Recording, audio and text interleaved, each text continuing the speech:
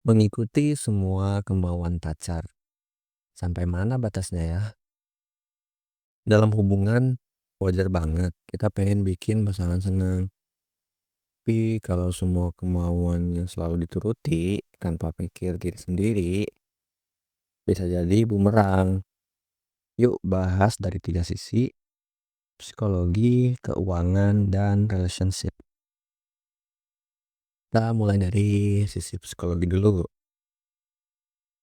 Ngikutin semua kemauan pacar ini bisa menyebabkan beberapa hal ya. Pertama, bisa jadi tanda adanya rasa kebergantungan emosional atau codependency pada diri kamu, dan juga rasa fear of rejection, yaitu adanya rasa takut ditinggalkan. Misalnya kamu mikir, aku harus selalu bikin dia seneng, kalau enggak nanti dia ninggalin aku. Efeknya, kamu jadi sering memendam perasaan diri kamu sendiri, perasaan sendiri. Gak jujur sama diri kamu sendiri, gak berani bilang tidak, dan takut kehilangan, walaupun udah gak nyaman. Dan ini gak enak banget ya kawan-kawan. Yang kedua, kamu bisa kehilangan identitas diri. Kalau kamu terlalu sering nurutin pasangan kamu bisa lupa apa yang kamu suka, lupa sama apa yang kamu inginkan, atau yang kamu percaya. Misalnya, dulu aku suka nonton film horor, tapi sekarang aku ikut dia aja nonton drama karena dia nggak suka horor. Di sini kamu mulai kehilangan jati diri kamu, mulai keluar dari zona nyaman kamu. Mungkin niatnya baik, biar kita bisa aktivitas sama-sama. Tapi jangan lupa kamu kan juga punya kesenangan kamu sendiri. Efek jangka panjangnya, kamu jadi ngerasa kosong, kamu ngerasa bingung, bahkan kehilangan arah. Karena hidup kamu cuma berputar-putar di dia, dan yang lebih buruk mungkin kamu jadi nggak bisa berkembang.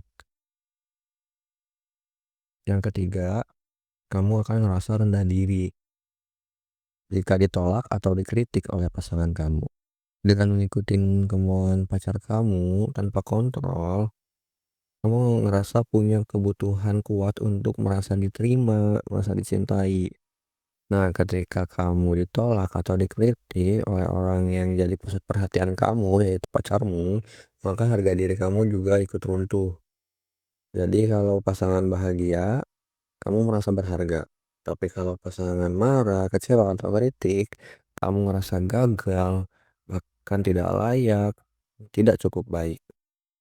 Ini dinamakan external validation dependency atau ketergantungan pada validasi eksternal. Lalu bisa jadi juga karena inner child, di mana seringkali kalian seperti ini punya pola dari masa kecil. Mungkin dulunya cuma dapat kasih sayang saat jadi anak baik. Mungkin pernah dikritik keras oleh orang tuanya, atau hanya ngerasa dihargai saat nurut dan memuaskan orang lain. Akhirnya terbawa ke hubungan dan malah jadi people pleaser. Dan saat tidak bisa menyenangkan orang lain, rasa percaya diri kamu langsung jatuh. Jadi bagaimana batas sehatnya? Yang pertama, jangan kehilangan hak untuk jadi diri sendiri. Dalam hubungan, kita boleh banget kok ngikutin kemauan pasangan, asal itu memang kita rela, ikhlas, dan nyaman. Tapi ingat, kita tetap punya hak untuk berpikir dan memutuskan sendiri. Kalau setiap keputusan harus selalu ikut dia, padahal hati kita nggak setuju, itu udah nggak sehat. Kalau udah mulai terasa kayak, aku sih nggak mau, tapi dia maksa. Atau, aku ngalah aja deh biar nggak ribet. Nah, itu tanda kamu udah kehilangan autonomi psikologis alias kebebasan untuk jadi diri sendiri. Lalu solusinya gimana? Kalau kamu mulai ngerasa terpaksa, coba bicarakan pelan-pelan. Iya, ngobrol. Bahas apa yang kamu rasain. Mungkin bakal bikin suasana jadi nggak nyaman, bahkan bisa memicu sedikit konflik. Tapi itu hal yang harus dilewatin. demi saling memahami. Lebih baik ribut kecil karena jujur daripada diam terus dan pelan-pelan capek sendiri. Pasangan yang dewasa harusnya bisa diajak diskusi, bukan cuma ngasih perintah. Hubungan sehat itu dua arah. Kamu juga berhak didengar. Sekarang kita bahas dari sisi finansial. Nah, ngikutin semua kemauan pacar bisa mengancam kesehatan finansial kamu loh. Maksudnya, yang pertama, pengorbanan finansial berlebih. Contoh, kamu beli barang mahal buat dia padahal kamu harus ngutang. Atau kamu selalu bayarin makan padahal gajimu pas-pasan. Resikonya tabungan kamu bisa habis, kamu stres karena uang gak cukup, pasangan jadi terbiasa minta tanpa sadar beban kamu. Nah, ngomongin beban, yang namanya dalam hubungan tentu kan menyatukan dua orang yang berbeda, terutama fokus kita di finansial. Bayangin, kalau kamu laki-laki dengan penghasilan atau level ekonomi yang lebih rendah dari pacar kamu, misalnya kamu mau makan di tempat hits atau nongkrong di kafe, bagi kamu itu perlu banyak pengorbanan. Misalnya kamu harus ngurangin porsi makan dan uangnya kamu tabung. Yang tadinya makan 3 kali sehari jadi 2 kali sehari. Ditabung buat dipakai di weekend jajanin dia. Katakanlah berhasil mengumpulkan 300.000. Sedangkan dari kacamata dia, di lain sisi, menurut pacarmu uang segitu nggak seberapa. Dia ngerasa, ah nggak apa-apa lah kalau dijajanin 300.000 doang kok, sedikit. Di sini terjadi kesenjangan yang dirasakan ya. Kamu ngerasa itu sangat butuh effort, sedangkan pasangan kamu ngerasa itu hal kecil.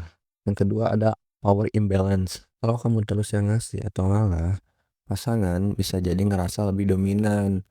Misalnya, dia jadi ngerasa boleh atur-atur aku karena aku selalu ngikut aja. Ini bisa merusak hubungan jangka panjang karena tidak setara. Seharusnya ada keseimbangan peran dan pengorbanan. Selain itu, pasangan jadi ngerasa berhak karena kamu selalu nurut. Lama-lama pasangan bisa terbiasa dengan ngerasa itu hal yang wajar. Akhirnya timbul pola, dia pasti yang bayarin aku. Kalau aku mau sesuatu, tinggal minta aja. Kalau udah kayak gitu, hubungan jadi enggak setara secara finansial. Kamu terus yang ngasih, dia terus minta tanpa mikir apa kamu mampu atau enggak. Resikonya apa? Yang pertama resikonya kamu stres sendiri. Keuangan jadi bocor, tabungan habis, bahkan bisa hutang demi nyenengin dia. Dua, pasangan bisa jadi nggak ngehargai. Karena kamu selalu nurut dan ngasih, yang ngerasa itu kewajiban kamu, bukan pengorbanan. Tiga, relasi atau hubungan jadi transaksional. Kalau kamu berhenti ngasih, dia bisa mulai ngeluh, cuek, atau bahkan menjauh.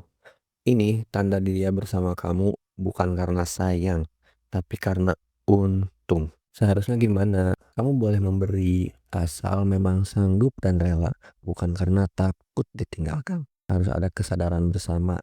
Cinta itu nggak diukur dari seberapa sering kamu bayarin sesuatu. Lalu keuangan pribadi tetap harus dijaga. Kalau kamu rugi terus, kamu lelah, dia yang nyaman, itu nggak worth it. Yang terakhir, transparan tentang keuangan. Itu sangat penting, apalagi kalau kamu mau melangkah ke jenjang yang lebih serius. Kita kalau sebisa mungkin tahu gimana kondisi keuangan masing-masing agar bisa saling memahami. Intinya dalam hal finansial, hubungan yang sehat itu saling bantu, bukan salah satu pihak terus yang ngasih dan berkorban. Jangan sampai kamu rugi demi orang yang belum tentu peduli saat kamu jatuh. Oke, sekarang kita bahas dari sisi relationship. Hubungan yang sehat itu bukan soal siapa yang lebih nurut, tapi soal memberi dan menerima yang seimbang. Hubungan sehat bukan tentang siapa yang lebih banyak berkorban, tapi kadang kamu ngalah, kadang dia ngalah. Kamu bahagiain dia, tapi juga usaha buat bahagiain kamu. Kalau cuma satu yang ngasih terus, hubungan ini bukan cinta, tapi satu pihak dimanfaatkan. Dua, tanpa paksaan. Kompromi itu penting, tapi harus dari kemauan sendiri. Kalau kamu ngikut cuma karena takut bertengkar atau ditinggal, itu sudah warning. Misalnya, aku ikut dia kemana-mana padahal capek, tapi takut dia marah kalau aku nolak. Kalau sering ngerasa terpaksa, itu tandanya kamu kehilangan kendali dalam hubungan. Yang ketiga, red flag sama dengan kehilangan diri. Kalau kamu sampai ngerasa aku harus berubah jadi orang lain biar dia tetap cinta, atau aku nggak bisa jadi diri sendiri, itu sudah lampu merah ya teman. Hubungan seharusnya membuat kamu lebih berkembang, bukan semakin tertekan. Jadi, sampai di mana batasnya? Batasnya adalah saat kamu mulai mengorbankan nilai diri, kesehatan mental, kestabilan finansial, dan batasan pribadi hanya demi membuat pasangan senang. Itu berarti hubungan kamu sudah nggak sehat dan perlu dibicarakan lebih lanjut lagi. Kalau kamu ngerasa harus mengalah terus supaya nggak ditinggal, hubungan itu perlu dikaji ulang.